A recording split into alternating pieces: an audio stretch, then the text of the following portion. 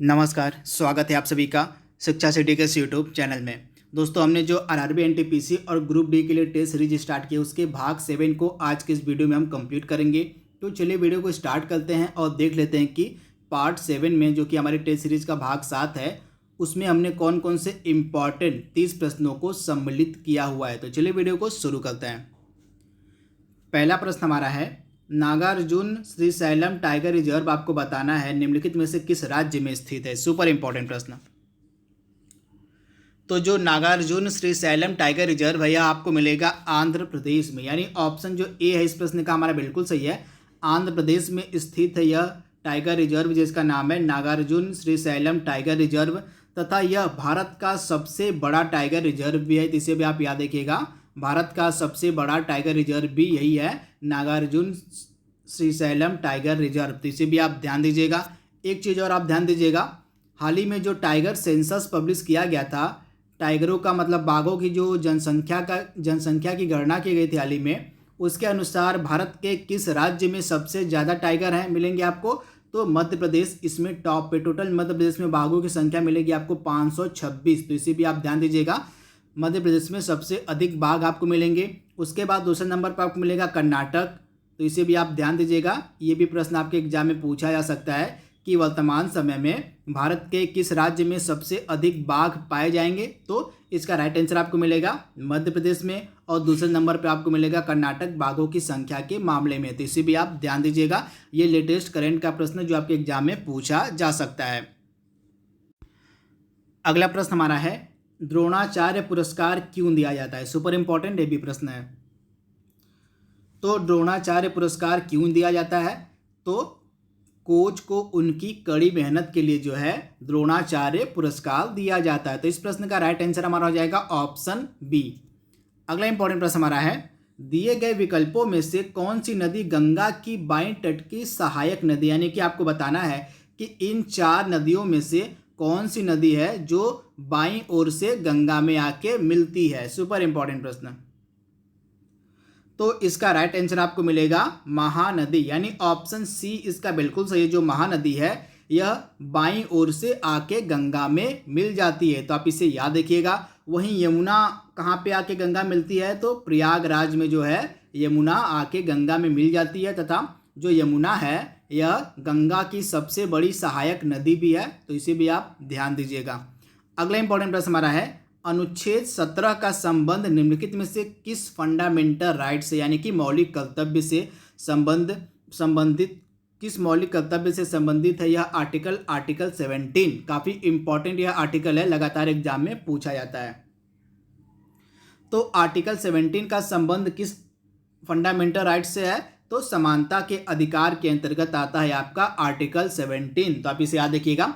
Total right to जो equality है, जो समानता का अधिकार है, इसमें टोटल 4 आर्टिकल को सम्मिलित किया गया। कौन कौन से फंडामेंटल राइट इसमें है, तो एक हो गया विधि के समक्ष समानता, आर्टिकल 14 हो गया। उसके बाद आपका आर्टिकल 15 क्या कहता है, आर्टिकल 15 आपका कहता है धर्म, मूल वंश, जाति, लिंग या जन्म स्थान के आधार पर किसी के साथ कोई भी भेदभाव नहीं किया जाएगा। और आर्टिकल 16 क्या कहता है, तो आर्टिकल 16 आपका कहता है कि लोक नियोजन के विषय में अवसर की सबको समान समानता दी जाएगी। वहीं आर्टिकल 17 क्या कहता है, यह अनटचेबिलिटी का अंत करता है, यानी कि अस्पृश्यता का जो है उन्मूलन करता है आर्टिकल 17। तो इसे भी आप याद रखिएगा। वहीं आर्टिकल 18 के अंतर्गत किसको सम्मिलित किया गया है, तो अनुच्छेद 18 के अंतर्गत सम्मिलित किया गया किसको, तो उपाधियों का अंत। तो इसे भी आप याद रखिएगा। जो समानता का अधिकार है इसमें जो है 14 से लेके अनुच्छेद 18 तक यह समानता का अधिकार है। तो इसे भी आप ध्यान दीजिएगा। वहीं स्वतंत्रता का अधिकार कहाँ से कहाँ तक है, तो आर्टिकल जो है 19 से लेके आर्टिकल 22 तक आपको मिलेगा स्वतंत्रता का अधिकार। तो इसे भी आप ध्यान दीजिएगा। अगला इंपॉर्टेंट प्रश्न हमारा है, निम्नलिखित में से किसकी आत्मकथा का नाम एज अगेंस्ट ऑड है। सुपर इंपॉर्टेंट प्रश्न। तो यह किसकी आत्मकथा है, तो यह आत्मकथा है सानिया मिर्जा की, यानी ऑप्शन जो इसका बी है बिल्कुल सही है, सानिया मिर्जा की यह आत्मकथा है। अगला इंपॉर्टेंट प्रश्न हमारा है, रोवर्स कप का संबंध निम्नलिखित में से किस खेल से है। तो रोवर्स कप का संबंध आपको किस खेल से मिलेगा? तो इसका राइट आंसर हो जाएगा फुटबॉल, यानी ऑप्शन जो इसका बी है बिल्कुल सही है, फुटबॉल। तथा फुटबॉल की सबसे जो सर्वोच्च गवर्निंग बॉडी उसको हम क्या कहते हैं? फीफा। आप याद रखिएगा, फीफा जो है फुटबॉल की सबसे सर्वोच्च गवर्निंग संस्था, जैसे क्रिकेट की सबसे उच्च संस्था को हम आईसीसी कहते हैं, उसी प्रकार जो है फुटबॉल की जो सबसे उच्च संस्था है जो फुटबॉल को गवर्न करती है उसको कहते हैं हम फीफा। फीफा का हेडक्वार्टर आपको कहाँ मिलेगा? तो स्विट्जरलैंड का जो ज्यूरिख शहर है यहीं पे आपको फीफा का हेडक्वार्टर मिलेगा। तथा फीफा का जो वर्ल्ड कप है 2022 में कहाँ खेला जाएगा? तो कतर में। तो इसे भी आप ध्यान दीजिएगा, फीफा का जो वर्ल्ड कप है यह 2022 में कतर में खेला जाएगा, तो इसे आप ध्यान दीजिएगा। अगला इंपॉर्टेंट प्रश्न हमारा है, नागरिकों के लिए समान नागरिक संहिता यानी कि यूनिफॉर्म सिविल कोड का संबंध किस अनुच्छेद से है? सुपर इंपॉर्टेंट प्रश्न। तो यूनिफॉर्म सिविल जो कोड है इसका संबंध किस अनुच्छेद से है? तो आर्टिकल 44, यानी अनुच्छेद जो है आपका 44 जो है इसका संबंध किससे मिलेगा? तो यूनिफॉर्म सिविल कोड से। तथा आर्टिकल 44 को किसके अंतर्गत रखा गया है? तो राज्य के नीति निर्देशक सिद्धांत जो हमारे हैं उसके अंतर्गत जो है आर्टिकल 44 को रखा गया, यानी कि डीपीएसपी जिसको हम शॉर्ट फॉर्म में बोलते हैं, डीपीएसपी के अंतर्गत जो है रखा गया है आर्टिकल 44। तो इसे आप ध्यान दीजिएगा। अगला इंपॉर्टेंट प्रश्न हमारा है, जो हमारे देश के राष्ट्रपति होते हैं वे किसको अपना इस्तीफा देते हैं? सुपर इंपॉर्टेंट प्रश्न। तो भारत के राष्ट्रपति किसको अपना इस्तीफा देते हैं? तो उपराष्ट्रपति को, यानी ऑप्शन जो ए है इसका बिल्कुल सही है। भारत के जो राष्ट्रपति होते हैं वे अपना इस्तीफा जो है उपराष्ट्रपति को देते हैं, तो ऑप्शन जो इसका ए है बिल्कुल सही है। वहीं हमारे देश के जो उपराष्ट्रपति होते हैं वे किसको अपना इस्तीफा देते हैं? तो हमारे देश के जो उपराष्ट्रपति होते हैं ये राष्ट्रपति को अपना इस्तीफा देते हैं। तो इसे आप याद रखिएगा, राष्ट्रपति अपना इस्तीफा उपराष्ट्रपति को देते हैं और उपराष्ट्रपति अपना इस्तीफा राष्ट्रपति को देते हैं। तो ये आपको याद रखना पड़ेगा। इसके साथ ही हमारे प्रधानमंत्री जो होते हैं, हमारे जो प्राइम मिनिस्टर होते हैं वे अपना इस्तीफा किसको देते हैं? तो वे भी अपना इस्तीफा राष्ट्रपति को देते हैं। इसके साथ ही हमारे देश के जो मुख्य न्यायाधीश होते हैं, हमारे देश के जो चीफ जस्टिस ऑफ इंडिया होते हैं वे किसको अपना इस्तीफा देते हैं? तो वे भी जो है राष्ट्रपति को अपना इस्तीफा देते हैं। तो ये भी आपको पता होना चाहिए। अगला इंपॉर्टेंट प्रश्न हमारा है, मराठा साम्राज्य के संस्थापक कौन थे? तो मराठा साम्राज्य के संस्थापक कौन थे? तो इसका राइट आंसर आपको मिलेगा छत्रपति शिवाजी, यानी ऑप्शन ए इसका बिल्कुल सही है। अगला सुपर इंपॉर्टेंट प्रश्न हमारा है, सेंट जॉर्ज फोर्ट जो है उसकी स्थापना ईस्ट इंडिया कंपनी के द्वारा किस जगह की गई थी? सुपर इंपॉर्टेंट प्रश्न।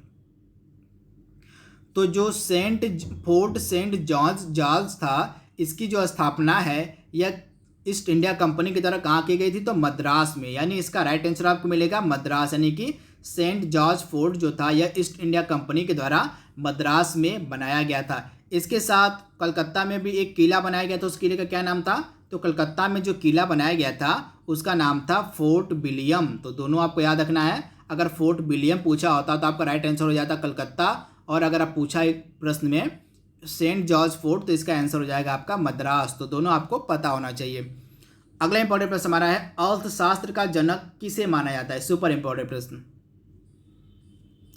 तो अर्थशास्त्र का जनक कौन माना जाता है? तो एडम स्मिथ, यानी ऑप्शन ए इस प्रश्न का हमारा बिल्कुल सही है। जो एडम स्मिथ हैं उनको अर्थशास्त्र का जनक माना जाता है, यानी कि फादर ऑफ इकोनॉमिक्स जो है यह माना जाता है एडम स्मिथ को। अगला इंपॉर्टेंट प्रश्न हमारा है, गरीबी हटाओ का जो नारा है वह कौन सी पंचवर्षीय योजना के अंतर्गत दिया गया था? सुपर इंपॉर्टेंट प्रश्न। तो वह कौन सी पंचवर्षीय योजना थी जिसके अंतर्गत गरीबी हटाओ का नारा दिया गया था? तो गरीबी हटाओ का जो नारा था यह दिया गया था आपका 5वीं पंचवर्षीय योजना में, यानी ऑप्शन जो इसका बी है बिल्कुल सही है, 5वीं पंचवर्षीय योजना। अगला इंपॉर्टेंट प्रश्न हमारा है, नाबार्ड की स्थापना आपको बतानी है कब की गई थी? सुपर इंपॉर्टेंट प्रश्न है। तो इस प्रश्न का राइट आंसर हमारा हो जाएगा 12 जुलाई सन 1982। एग्जैक्ट डेट आपको पता होनी चाहिए।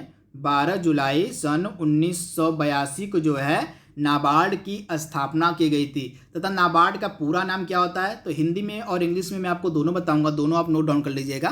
नाबार्ड का जो पूरा नाम होता है हिंदी में पहले बता रहा हूँ, तो राष्ट्रीय कृषि और ग्रामीण विकास बैंक, हिंदी में आप नोट डाउन कर लीजिएगा।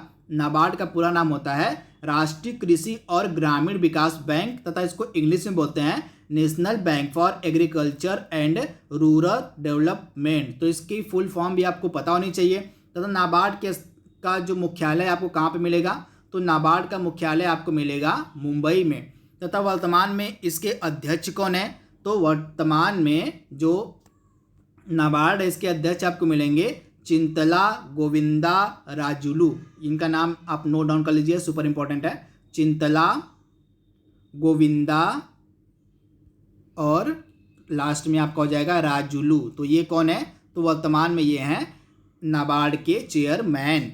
अगला इंपॉर्टेंट प्रश्न हमारा है, भारत में जो प्रथम नियमित जनगणना है किस वर्ष शुरू की गई। सुपर इंपॉर्टेंट प्रश्न। तो सबसे पहले मैं आपको बता दूं, भारत में जनगणना की जो शुरुआत थी यह पहली बार कब की गई थी। तो भारत में जनगणना की जो शुरुआत थी यह 1872 में की गई थी लॉर्ड मेयो के द्वारा। किसके द्वारा, लॉर्ड मेयो के द्वारा जो है जनगणना की भारत में शुरुआत की गई थी 1872 में। परंतु भारत में जो नियमित जनगणना थी यह शुरू हुई थी 1881 से। किसके द्वारा, तो लॉर्ड रिपन के द्वारा। उस समय हमारे वायसराय थे लॉर्ड रिपन। तो लॉर्ड रिपन ने ही जो है भारत में प्रथम नियमित जनगणना की शुरुआत की थी। तो दोनों आपको पता होना चाहिए। अगर सिर्फ पूछे कि भारत में जनगणना की शुरुआत कब की गई थी, तो 1872 इसका राइट आंसर हो जाएगा। किसने की थी, लॉर्ड मेयो ने की थी। परंतु अगर आपसे एग्जाम में पूछ ले कि भारत में प्रथम नियमित जनगणना यानी कि सुचारू रूप से जो जनगणना की शुरुआत थी वह कब की गई, तो 1881 से किसने की थी, तो लॉर्ड रिपन ने। तो ये दोनों आपको पता होना चाहिए। अगला इंपॉर्टेंट प्रश्न हमारा है VAN यानी कि वैन का आपको पूरा नाम बताना है। तो वैन का पूरा नाम आपका हो जाएगा वाइड एरिया नेटवर्क, यानी ऑप्शन ए इसका बिल्कुल सही है, वाइड एरिया नेटवर्क। अगला इंपॉर्टेंट प्रश्न हमारा है VPN का पूरा नाम को आपको बताना है। तो इस प्रश्न का राइट आंसर हमारा हो जाएगा ऑप्शन डी, यानी कि इनमें से कोई नहीं। तो इसका पूरा नाम क्या हो जाएगा VPN का, तो वर्चुअल प्राइवेट नेटवर्क यहाँ पे होता है। क्या होता है, तो वर्चुअल प्राइवेट नेटवर्क, इसका पूरा नाम हो जाएगा VPN का। नोट डाउन कर लीजिएगा, V से वर्चुअल, P से प्राइवेट, N से नेटवर्क, यानी VPN का यह पूरा नाम हो जाएगा। अगला इंपॉर्टेंट प्रश्न हमारा है लेग बिफोर विकेट यानी कि LBW शब्द का संबंध किस खेल से है। आई होप इसका जवाब सभी लोग देंगे। तो LBW का संबंध होता है क्रिकेट से, यानी ऑप्शन जो इसका ए है बिल्कुल सही है। तथा अगला क्रिकेट विश्व कप ICC का पुरुषों का कहाँ पे खेला जाएगा, तो 2023 में यह खेला जाएगा भारत में। अगला इंपॉर्टेंट प्रश्न हमारा है पद्मनाभा स्वामी मंदिर किस राज्य में स्थित है। यह काफ़ी चर्चा में था, इसीलिए मैंने इस प्रश्न को इस वीडियो में सम्मिलित किया हुआ है। करंट अफेयर्स के रूप में यह आपके एग्जाम में पूछा जा सकता है। तो पद्मनाभा स्वामी मंदिर आपको मिलेगा केरल में, यानी ऑप्शन जो इसका बी है बिल्कुल सही है, केरल। अगला इंपॉर्टेंट प्रश्न हमारा है ब्रिक्स जो 5 देशों का समूह है, ब्रिक्स आप याद रखिएगा, ब्रिक्स जो है यह 5 देशों का समूह है। इसमें आपको बताना है सी से कौन सा देश होगा। तो सी से आपका देश होता है चाइना। आपको पांचों देश में बताता हूँ। बी से आपका ब्राजील हो गया, आर से रसिया हो गया, आई से इंडिया हो गया, सी से चाइना हो गया और एस से हो गया आपका साउथ अफ्रीका। अगला इंपॉर्टेंट प्रश्न हमारा है उत्तोलक का सिद्धांत, इसकी खोज किसके द्वारा की गई थी।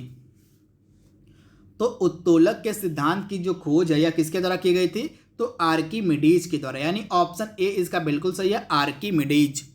अगला इंपॉर्टेंट प्रश्न हमारा है गाजर का जो रंग होता है वह किसकी मौजूदगी के कारण होता है। तो गाजर का जो रंग होता है यह किसकी मौजूदगी के कारण होता है, तो कैरोटीन, यानी ऑप्शन ए इसका बिल्कुल सही है, कैरोटीन। अगला इंपॉर्टेंट प्रश्न हमारा है पौधे में जल का परिवहन किसके माध्यम से होता है। तो पौधे में जो जल का परिवहन होता है यह किसके माध्यम से होता है, तो जाइलम, यानी ऑप्शन सी इसका बिल्कुल सही है, जाइलम। अगला इंपॉर्टेंट प्रश्न हमारा है इंसुलिन एक हार्मोन है जो निम्न में से किस बीमारी से पीड़ित लोगों को दिया जाता है। सुपर इंपॉर्टेंट प्रश्न। तो इंसुलिन जो होता है वह किस बीमारी से पीड़ित लोगों को दिया जाता है, तो इंसुलिन जो है यह दिया जाता है मधुमेह से पीड़ित लोगों को। तो आप इसे याद रखिएगा, मधुमेह से जो व्यक्ति पीड़ित होते हैं उनको इंसुलिन दिया जाता है। तो आप इसे याद रखिएगा, मधुमेह को हम इंग्लिश में कहते हैं डायबिटीज़। क्या कहते हैं, मधुमेह को इंग्लिश में कहा जाता है डायबिटीज। तो इसे भी आप ध्यान दीजिएगा। अगला इंपॉर्टेंट प्रश्न हमारा है पूरी दुनिया में फैलने वाली बीमारी को हम क्या कहते हैं? तो जो बीमारी पूरी दुनिया में फैल जाती है उसको हम कहते हैं एपिडेमिक, यानी महामारी। यानी ऑप्शन जो ए है इसका बिल्कुल सही है।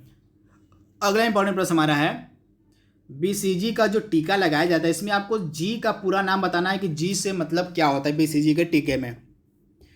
तो सबसे पहले ये बीसीजी का पूरा नाम जानते हैं। तो बी से बैक्सिलस हो जाएगा, आप नोट डाउन कर लीजिएगा। बी फॉर आपका होता है BACILLUS, बैक्सिलस हो जाएगा। उसके बाद आपका सी से होता है कैलमाइटी, क्या होता है CALMETTE, कैलमाइटी। और जी से आपका हो जाता है ग्यूरिन, क्या होता है जी से आपका हो जाता है ग्यूरिन। तो इस प्रकार जी का पूरा नाम हो जाएगा, जी का नाम हो जाएगा ग्यूरिन, यानी बीसीजी का पूरा नाम क्या हो गया बैक्सिलस कैलमाइटी ग्यूरिन।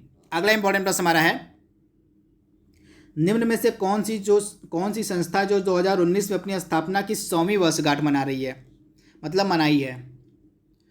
तो वह कौन सी संस्था है जिसके द्वारा 2019 में उसने अपनी स्थापना की 100वीं वर्षगांठ मनाई? तो यह संस्था है इंटरनेशनल लेबर ऑर्गेनाइजेशन, यानी कि जो अंतर्राष्ट्रीय श्रम संगठन है, इसने 2019 में अपनी स्थापना की 100वीं वर्षगांठ मनाई। तो आप इसे याद रखिएगा, ILO की जो स्थापना है यह 1919 में की गई थी, तो इसे भी आप ध्यान दीजिएगा। तथा इसने 2019 में अपनी स्थापना की जो है 100वीं वर्षगांठ मनाई है। तथा अंतर्राष्ट्रीय श्रम संगठन का मुख्यालय आपको मिलेगा जिनेवा शहर में, स्विट्जरलैंड का एक शहर है जिनेवा, यहीं पे आपको मिलेगा ILO का मुख्यालय।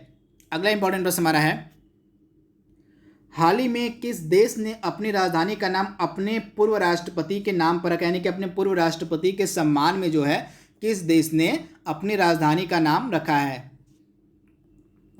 तो सबसे पहले इसका राइट आंसर हो जाएगा कजाकिस्तान। कजाकिस्तान की राजधानी थी अस्ताना, परंतु इसने अपनी राजधानी का नाम पलट के कर दिया है नूर सुल्तान। क्या है?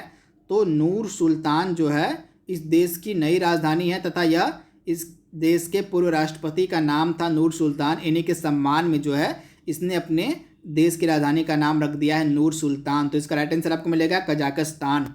अगला इंपॉर्टेंट है, विश्व दलहन दिवस पहली बार कब विश्व दलहन दिवस जो है कब मनाया जाता है? तो जो विश्व दलहन दिवस है यह मनाया जाता है 10 फरवरी के दिन, यानी ऑप्शन जो इसका बी है बिल्कुल सही है। विश्व दलहन दिवस जो है 10 फरवरी के दिन मनाया जाता है। अगला इंपॉर्टेंट प्रश्न हमारा है, अंतर्राष्ट्रीय महिला दिवस 2020 जो मनाया गया उसका थीम आपको बताना है। तो सबसे पहले आप जान लीजिए कि अंतर्राष्ट्रीय महिला दिवस मनाया कब जाता है। तो प्रतिवर्ष 8 मार्च के दिन जो है अंतर्राष्ट्रीय महिला दिवस मनाया जाता है। तथा इस बार का 2020 का थीम क्या रखा गया था? तो इसका थीम था I am generation equality realising women's right. इस बार का थीम था 2020 का यह अंतर्राष्ट्रीय महिला दिवस का। और 2019 का थीम क्या था? तो 2019 का थीम था think equal build smart innovate for change, यह 2019 का थीम था। और इसके नीचे जो ऑप्शन बी हमारा है यह 2020 का थीम था अंतर्राष्ट्रीय महिला दिवस का। तो दोनों आपको पता होना चाहिए। आज का लास्ट प्रश्न हमारा है, भारत का जो पहला राष्ट्रीय कौशल प्रशिक्षण संस्थान है कहाँ स्थापित किया गया है? तो भारत का जो पहला राष्ट्रीय कौशल प्रशिक्षण संस्थान है यह स्थापित किया गया है उड़ीसा में, यानी ऑप्शन इसका बी बिल्कुल सही है।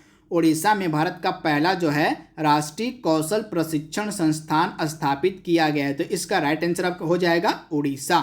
तो दोस्तों हमने टेस्ट सीरीज 7 को भी कंप्लीट कर लिया है। आई होप आपको यह वीडियो जरूर पसंद आएगा। तो आज के लिए बस इतना ही। Thank you, thanks for watching, thank you.